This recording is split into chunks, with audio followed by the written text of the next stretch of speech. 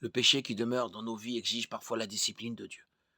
Si nous continuons à pécher sans nous repentir et nous en détourner, Dieu exercera sa discipline divine dans notre vie. S'il ne le faisait pas, il ne serait pas un père aimant qui se soucie de ses enfants. Tout comme nous corrigeons nos propres enfants pour leur bien, notre Père céleste aussi corrige ses enfants avec amour, dans leur intérêt.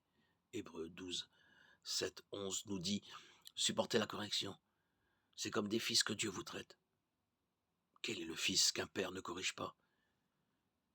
Mais si vous êtes dispensé de la correction à laquelle tous ont part, c'est que vous êtes des enfants illégitimes et non des fils. D'ailleurs, puisque nos pères terrestres nous ont corrigés et que nous les avons respectés, ne devons-nous pas d'autant plus nous soumettre à notre Père céleste pour avoir la vie?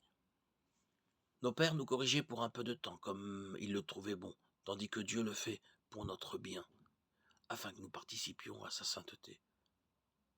Certes, au premier abord, toute correction semble un sujet de tristesse et non de joie, mais elle produit plus tard, pour ceux qu'elle a ainsi exercés, un fruit porteur de paix,